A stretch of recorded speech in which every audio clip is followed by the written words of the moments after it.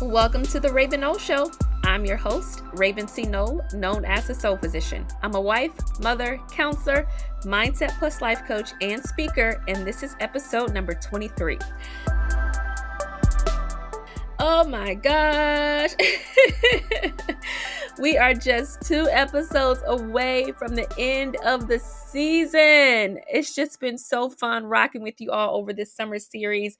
I was so excited about the Known for Influence series, and we really have gotten really good buy-in and feedback and listenership on the audio version and the video version of the podcast. And it's just been really great. And I just love the fact that I was able to give influencers opportunities to kind of share their side of it and to give you an inside look and more so into what happens behind the scenes and some of the things that they don't necessarily talk about in the forefront, and just give them a voice and a platform. And I really hope that this podcast series was impactful and that it was as insightful and intriguing for you as it was for me. So I really hope so. But today I am chatting with someone I've known for a few years. We've served in ministry together, and I just love her drive and her passion for womanhood. When you hear the interview, you'll definitely hear that passion really come up in her voice and just the way that she talks about it. And you can just tell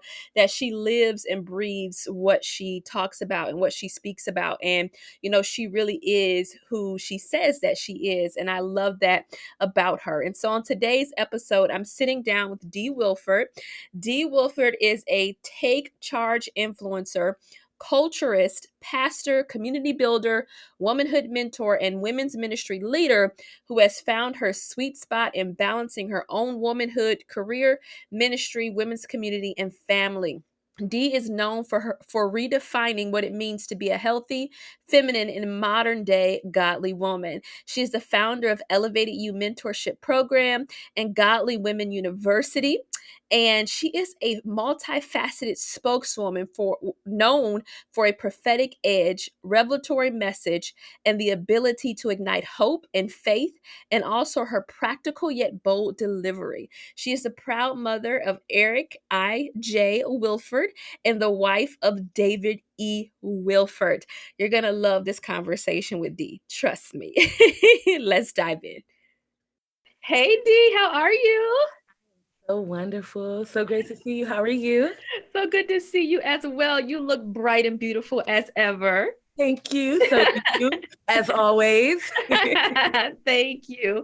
Well, I'm so excited to chat with you today and just kind of have a conversation about, who you are and just kind of your journey to influence. And so I've known you for years now, and I've seen your influence grow. I've seen your platforms grow. I've seen your ministry grow. And I know now you've kind of pivoted from just kind of full-time ministry into building your own brand and establishing your own programs. And you've been doing all this great stuff. And I just think it's fantastic. So take us on that journey of really taking that step or having the courage or the to know that this is my next step. And I really want to go into more building my own community and like my own programs and different things like that. So how did you take that journey for yourself? Oh, wow. Okay. So let's see, about 2 years ago, I believe maybe over 2 years now, because I think we've been out of the pandemic for a while, almost over 2 years at the top of the pandemic when we didn't know what was going on. We didn't know what was happening. It was just like everything was in an uproar. People are sick. What is this? What is happening? Right before all of that started, I'm noticing like, okay, I'm starting to feel some type of way, and I didn't have language for it. You know how like if you're feeling like heavy or if you feel it's wrong, you're automatically thinking, okay, who did something? Is something old coming up? Right. What's going on at the house? Are my friends? Like you just start feeling uncomfortable. So I started feeling very uncomfortable, right? I paid attention to it, but I don't think I like honed in on it until, of course, we go on lockdown. So here we are in the pandemic, we are on lockdown. What else you gonna do but face yourself? You have a full family, right? So that means like I have extroverted moments, but most of the time I like to be alone by myself, minding my business, doing my thing. I think that during that time, because I had to really face myself and be with myself. Of course, I was with the family, my husband, my son, all that. I really had to ask myself, what is wrong? Like, what is going on?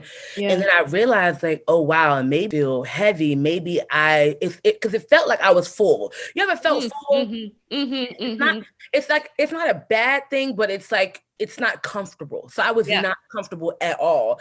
And so I remember praying and I'm like, Lord, what in the world is going on? Like, what is, I'm not sure how to shift it. I don't know what to do. And he literally spoke to me. It was not like a day after, tomorrow, next year. No. It was that night where he spoke to me how I talk to other people. So if you ever speak to me and I give you advice, normally I'm not going to tell you what to do unless I feel like we're close enough for me to say, girl, do not do that. This is not a warning. This is a definite, it's going to be a disaster. Don't do it, It's a no. And normally I'll say, right, it's a no.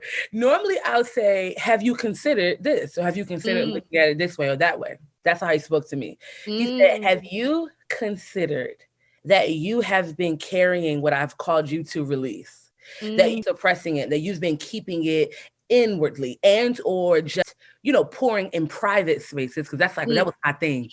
I don't need social media. I don't need that. Come to my house. I'm gonna help you for real. That was my perspective. And so when he said that, I was like, oh my God. And he said, this is what it feels like when you grow larger than the secret place.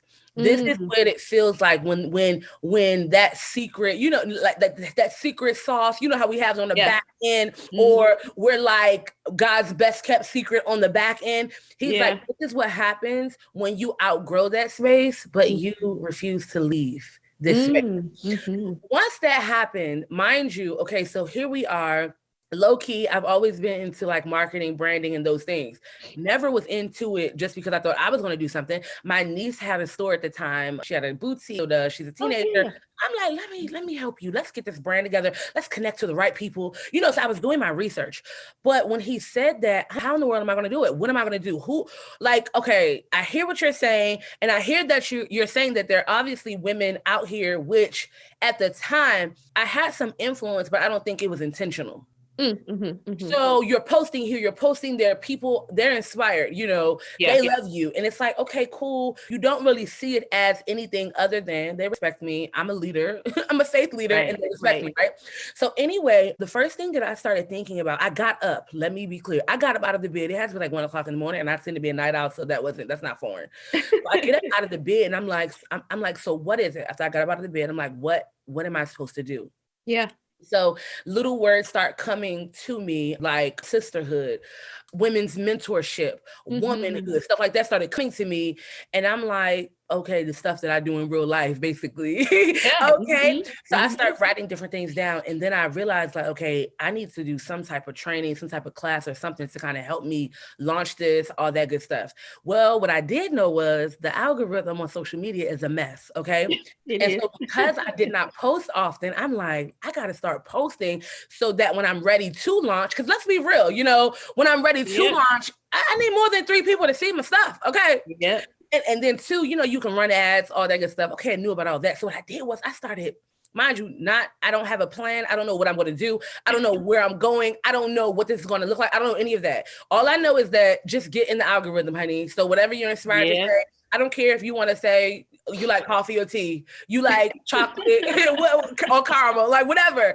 And so I just got on my Facebook and I started like, posting and stuff like that. Instagram, more visual, a little more difficult. I'm pretty sure we'll talk about that later.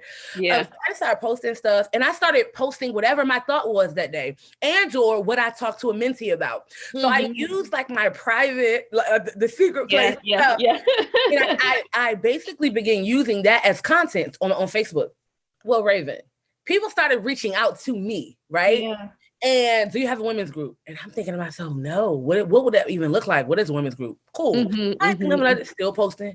Multiple people start asking, do you mentor? Do you do this? Do you offer one-on-ones? And Raven, at the time, I'm like, no, but should I? You know how people start asking me stuff, not knowing where you are, not knowing what God has said to you, not knowing any of that. Like, yeah, it was a lot, right?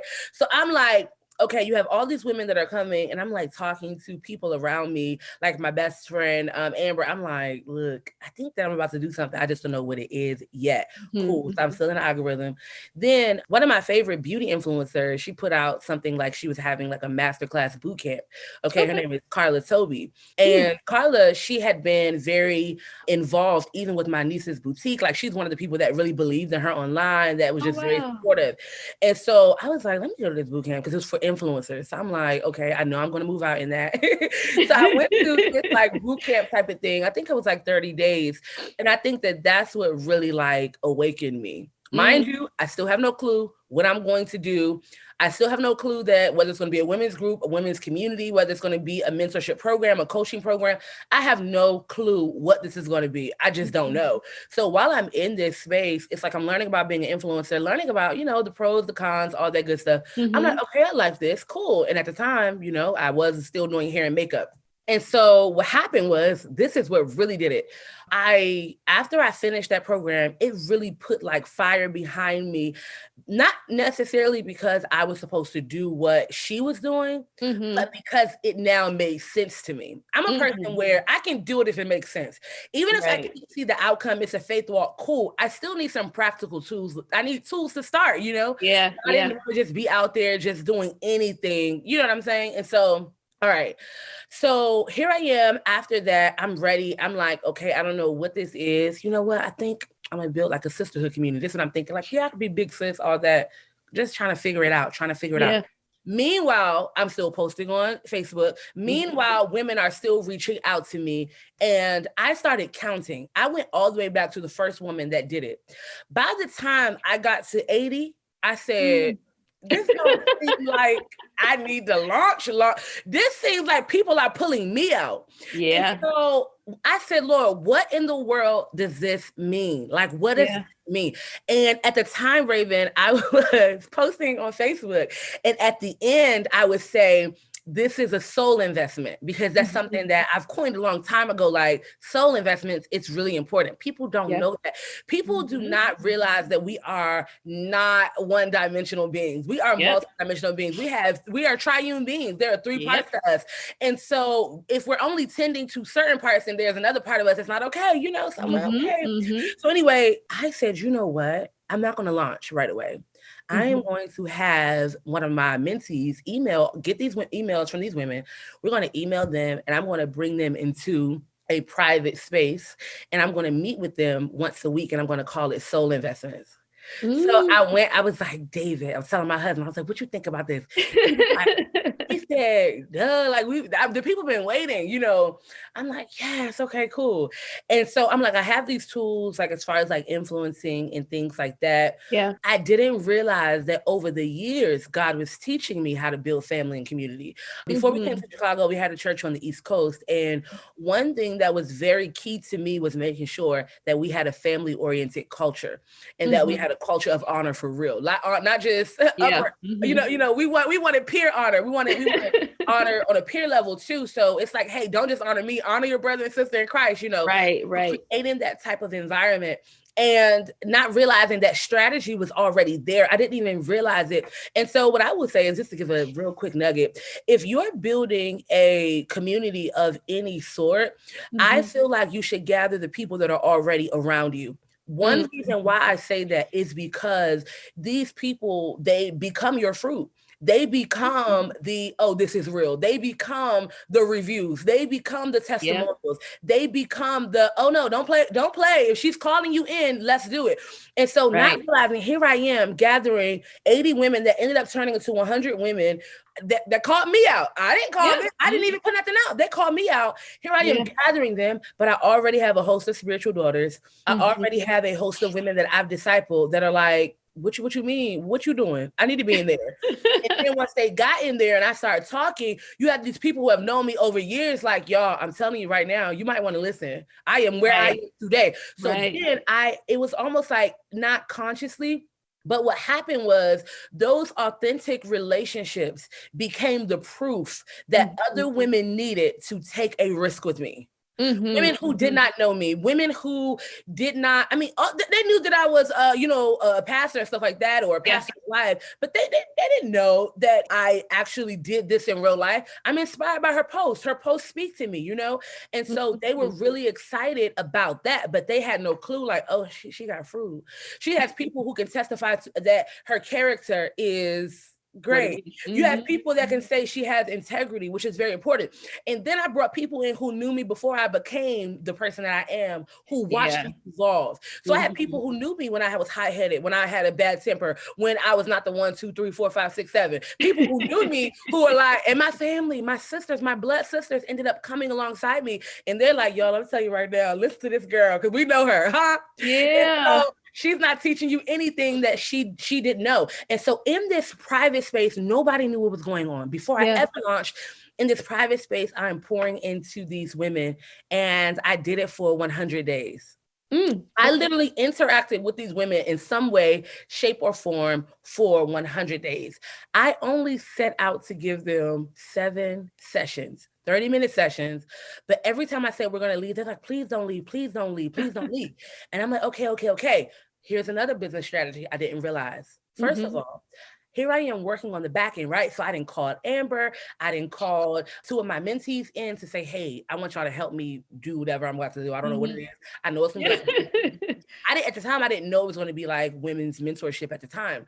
And so I called them, they're down. Mind you, I am running this private exclusive group while I'm still working and building on the back end. So mind you, I'm thinking, oh my God, I am just appeasing my followers. Like, I'm letting them know that I'm here. They want to keep going. But really, a smart business strategy is, if you're going to use that business model, you better make it last until you're ready to launch, because who's going to be at the launch party? Who's going to be the loudest at your launch party? Mind you, I didn't have any clue of this back then. I'm just thinking, this is how it go. But now looking back, I'm like, no, now this is strategy. So then what happened? I go back, I'm like, ladies, we're going to make this a thing, and this is what it's going to be called. So I'm like, okay, I was at the time teaching them about having a wealthy soul, and how the wealth of womanhood was the health of your soul. And how, depending on your soul's health, that would determine how you show up in life, how you would show up in your career, how you would, do you understand what I'm saying? That was like that thing. It's like, we're trying to be great at whatever we do, but the truth of the matter is, you're only going to be as great as whatever you are, as you are a woman. But your womanhood begins with that soul. Who you are, if we get to know your soul, that's when we get to know you. And so we started building that. So I'm like, I don't know what to call this. Like, what in the world? I'm like, okay. I was like, I'll call it soul and wealth. I said, but God, you can change it, because I know this is not it, but I'll call it that. I'll make it a course. So I ended up letting them know that I wanted to launch. Everybody's so excited. Another thing, these ladies are like, can we secure our seat before you give this to the public? Because I'm not losing my seat. I'm like, yes. So another business strategy. What did I do? I released it to my community. I had a soft launch in the community before I ever did publicly. I already had women signed up for a mentorship program before I even launched. So anyway, long story short, I hope this is exciting, because okay. We following you. okay. Just making sure. So then when I actually launched the women's community, of course, I wanted the visual branding to be what it needed to be. I wanted to start where I was. So I didn't go. So my mind will take me, 20 years in the future, when I have millions of dollars to do whatever I want. So I'm like, okay, that's a great vision, but where can you start? Where can you start today? Like, I'm a fan of just adjusting where you are. Pace is a real thing. And I think you were talking about that on social media too. And I'm laughing, because I'm like, I talk about this all the time, and people hate it.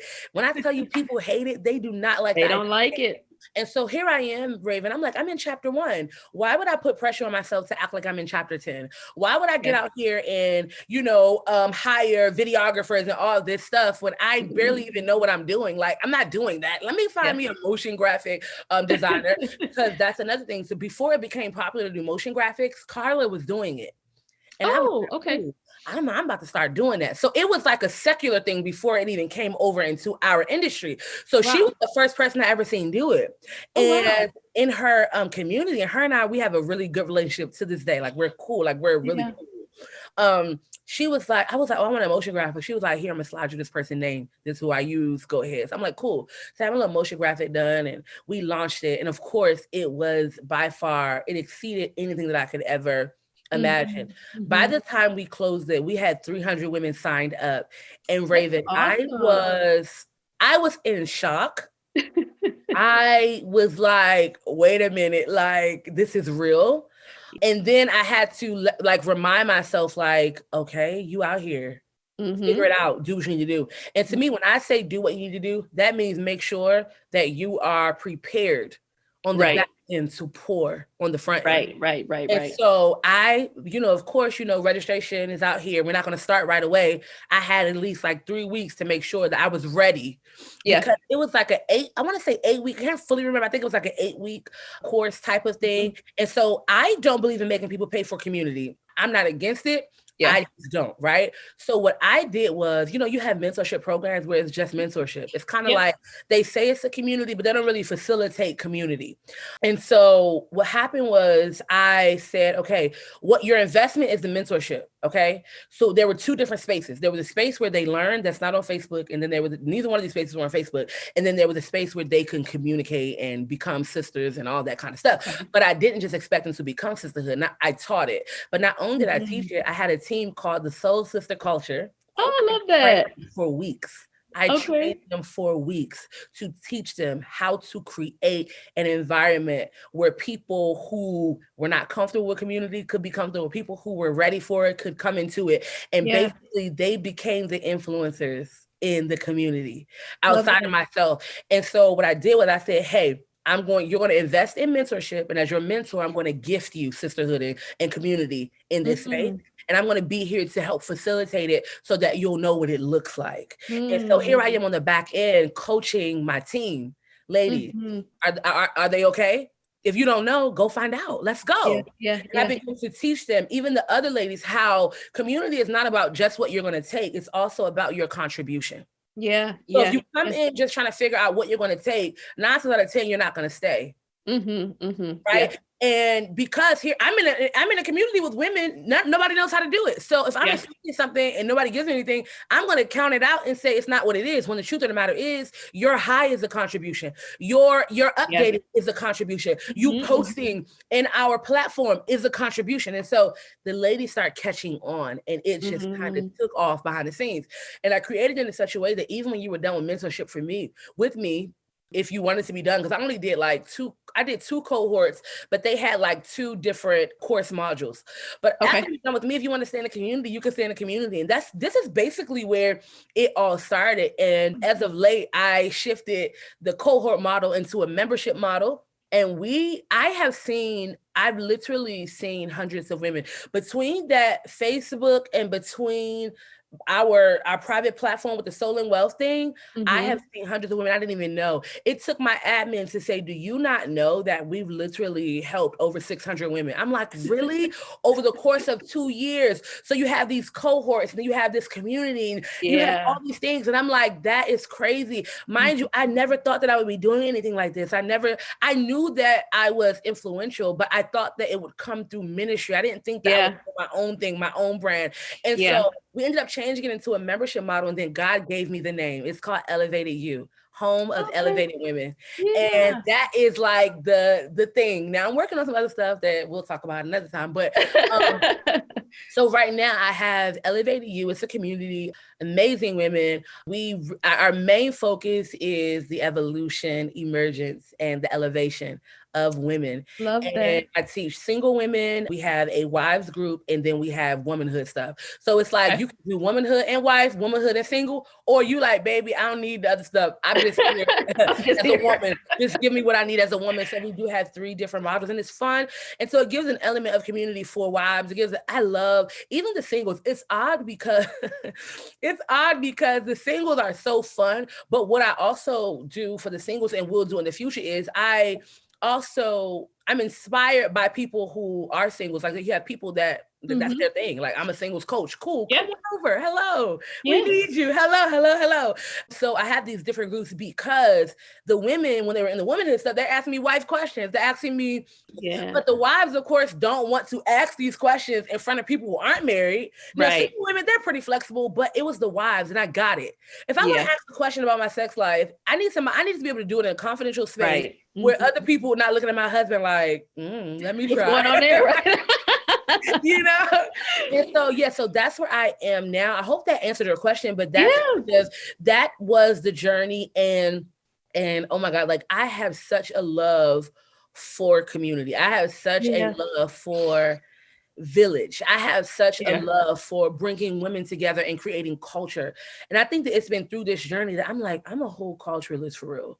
And it's like a low key thing. I've done it in my other church. Even in our church now, like we have culture days. Like, what is that? You know, like it's just what I know to do in creating real healthy culture and getting those values and, you know, your code of ethics into your people.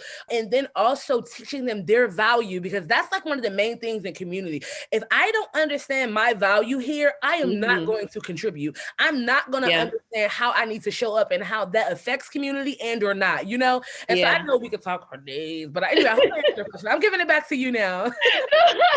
No, I think that the journey of just, you know, I think it's beautiful that you called your actual mentorship or your community membership ElevatedU, because that whole journey was an elevation for you. You know what I mean? Like that whole journey from stepping into a knowledge of, okay, I feel full, God, I really need to pour myself out. Something's a little bit different here. And then that unfolding and that unraveling of God really giving you the language and the context to who D already was, but him really pulling it out of you and saying, hey, there's another level and another sphere that I want you to be able to make impact in. And I think that your own personal journey speaks for itself as far as the evolution of who you are and the evolution of going from just ministry to business and then seeing yourself in a bigger capacity. But then also your community said, I'm going to affirm who you are and what I see in you. It's the same thing that you're doing for other people. And I think it's beautiful.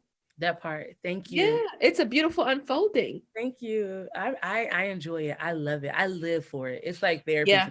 Yeah, you can hear it bubble up out of you. And I love that. I love that. So with the growth of just kind of like your influence and how you've grown in different directions and different things of that nature, is there anything about how you evolved that you dislike? You know, just kind of stepping into a new responsibility and stepping into a bigger market and stepping into the lives of these women in a different capacity. Is there anything that you don't like about it? I think that I'm adjusting to the business side of it. Yeah. And I'm adjusting to the demand for what it's going to really require of me to really, really, really influence people beyond my current influence, my current audience. You know, I think the business side of it, I don't like competition. I don't, but there's an element of competition in business. Yeah. You have to be okay with it. Yeah. The demand to show up, even like creating content and stuff, Raven. Yeah. Now, Raven, it's cute when you can just go ahead. You could be in your bed posting on Facebook. You could be in the car. You could be at Walmart. But when it comes to like really creating content, you have to carve out time.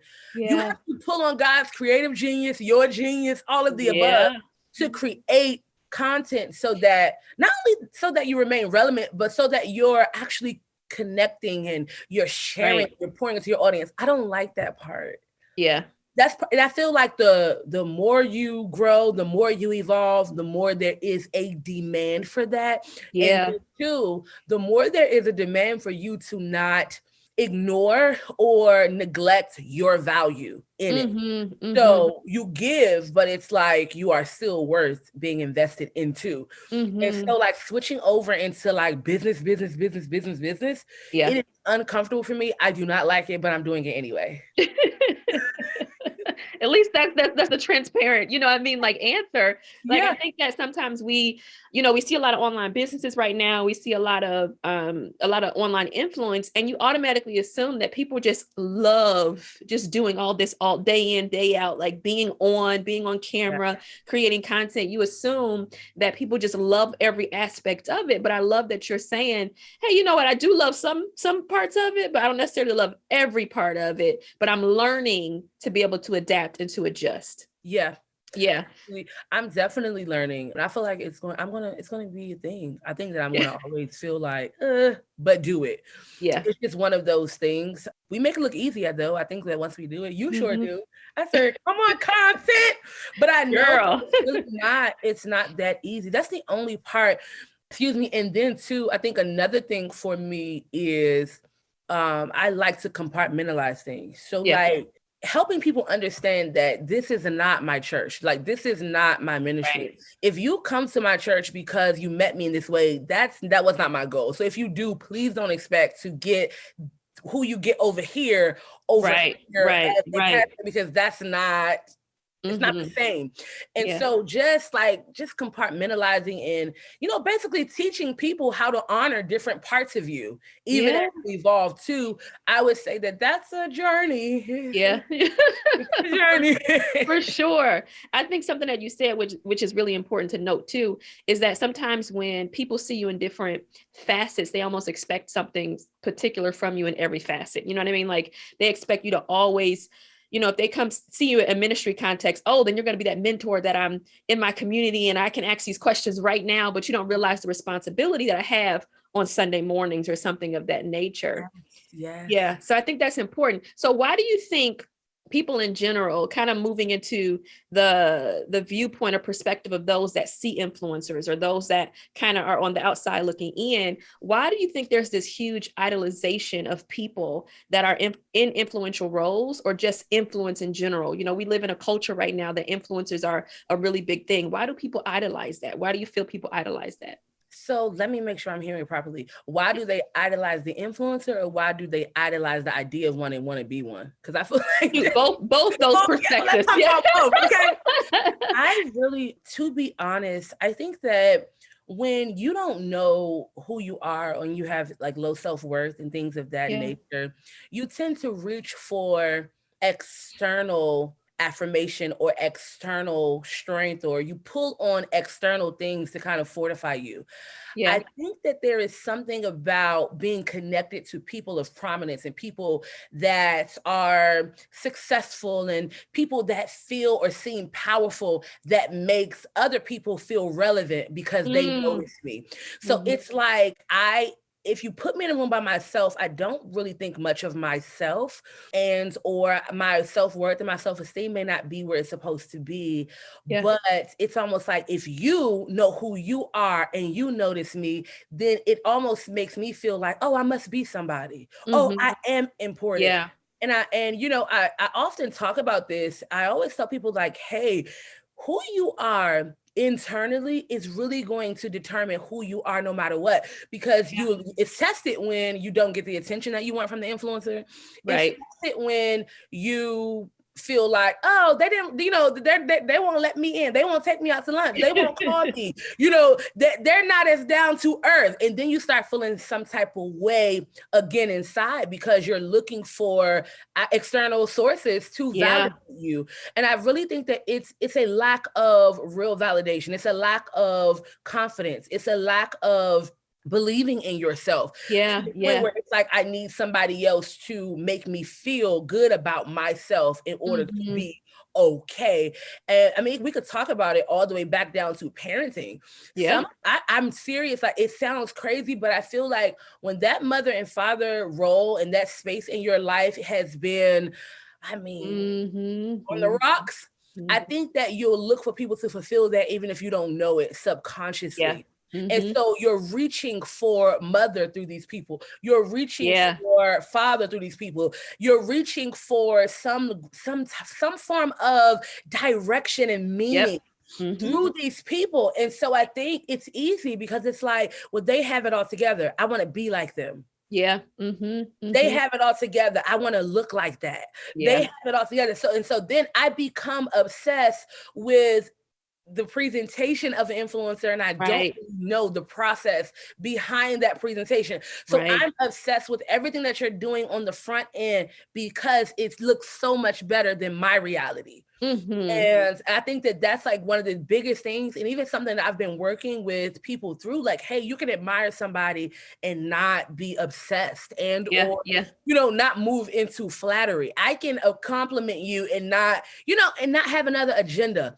And then Right. too, I'm going to be real. I feel like people, if I'm connected to a person of prominence, if I can get there, then there will be more opportunity for me. I do feel like some people are opportunists in a sense as Yeah. well. So Yeah. it's like, okay, even if I don't really like you, you might have something that I want or something that I need.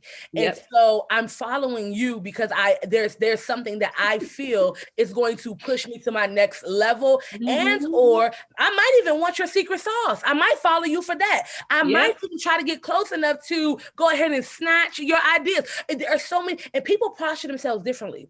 Some Yeah. people posture themselves as fans, and then some people posture themselves as the help. You also got to be careful with the Yeah. help, because it's still idolization. Yep. That's the truth. They're That's the still truth. pulling on you to affirm themselves. They're That's the still truth. pulling on you to feel good about themselves. And so, Yeah. again, I feel like that we have an issue with low value, low self-value, low self-worth. I feel like Yeah. people just don't know who they are, and they're really grasping. What they really need is to see their influencers as people that can help them progress in life. Yeah. Especially if you're following someone in the personal development space. Like, I Yeah. love you, but I need to listen to what you're saying, because this is Right. going to help me.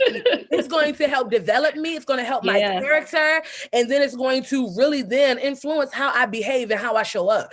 And so, like, Yeah. that's the thing. But then too, I'm seeing that people want to be influencers because they want to be people of importance. Yeah, yeah, that's the absolute truth. And I think that the combination of the both of those is just, it can be a lot of pressure too on the person who is the influencer, the person who are, that is connected to mentorship with, a capacity of people, or, the person has to show up and do the content. And then you have all these expectations that you set for a person, or that you desire from a person. So for you specifically, how do you handle that pressure of the expectation of others that they may put on you, whether that's in ministry or in the mentorship capacity? How do you process through that for you personally? Boundaries. Good. And again, I compartmentalize. Yeah. So I have a starting point and an end in every capacity. Yeah. Even in marriage, I have boundaries. And it's healthy. As a mom, I have boundaries. I'm teaching even my son, like, hey, there are going to be times where I need a moment. And of course, he's older, so he's 7. Like, if he was smaller, they're like, it'd be a little different. what does your moment matter to me? I don't care. They don't understand that.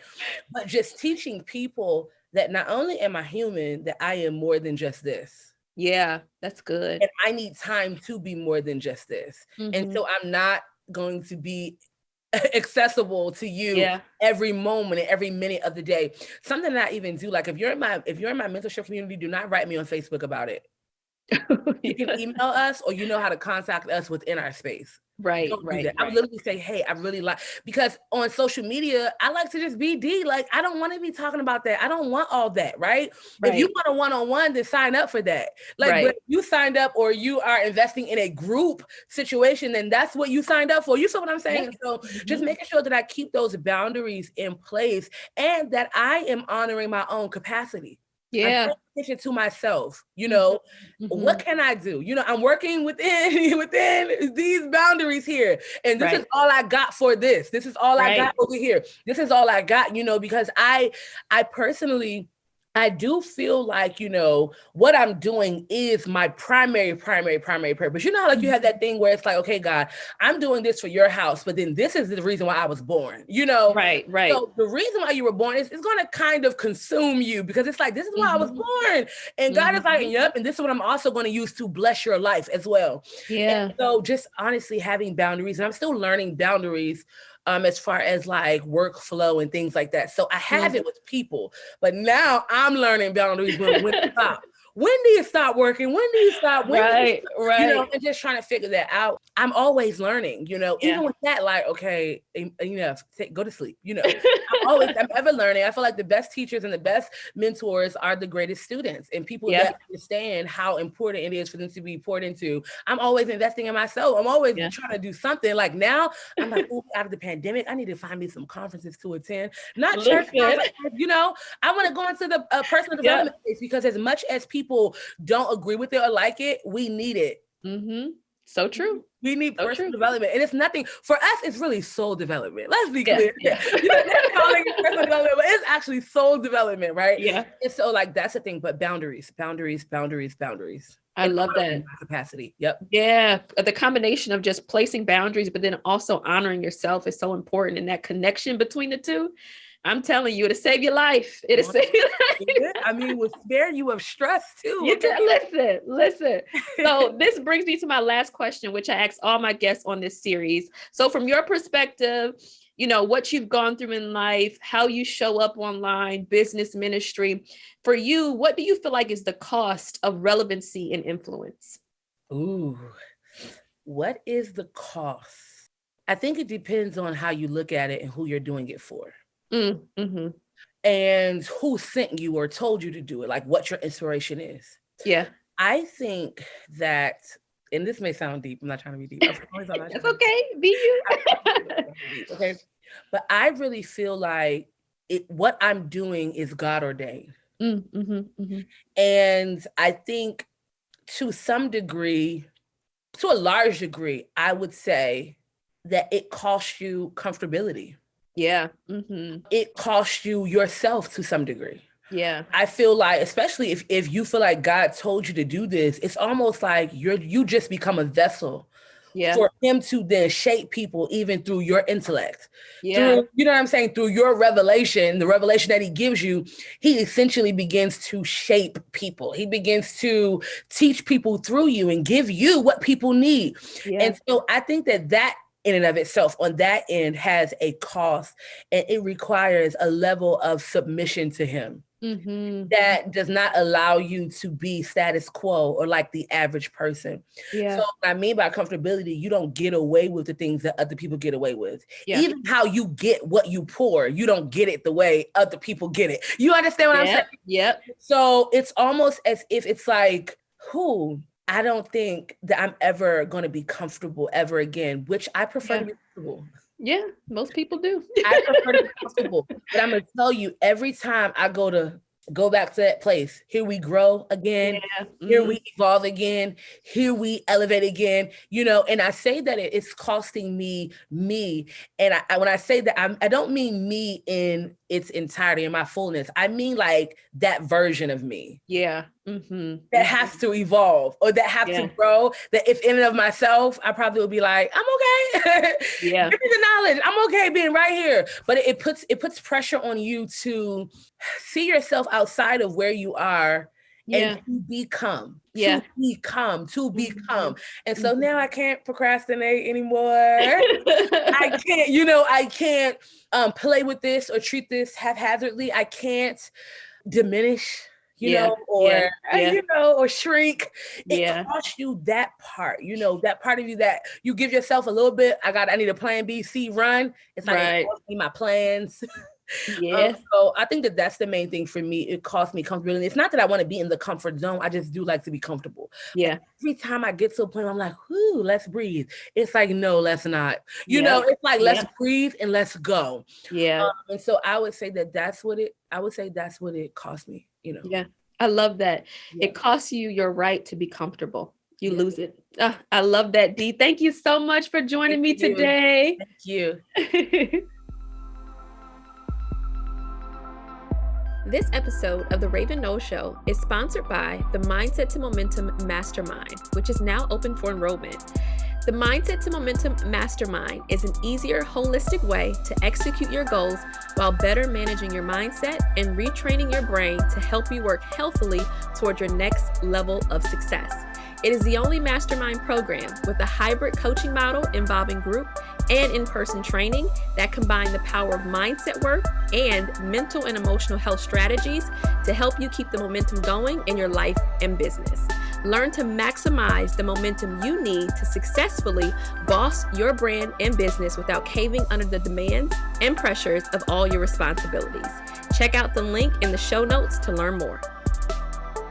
This has been the Raven Knoll Show. Thanks for listening. If you haven't yet, please subscribe to this podcast so you're the first to know when new episodes are released. And don't forget to leave a review. If you can't wait until the next show, follow along on Instagram, YouTube, or Twitter at RavenCKnoll for more tips and to keep the conversation going. Go ahead and DM me on Instagram or take a screenshot of this podcast and share it to your IG stories. I want to know about your takeaways from the show.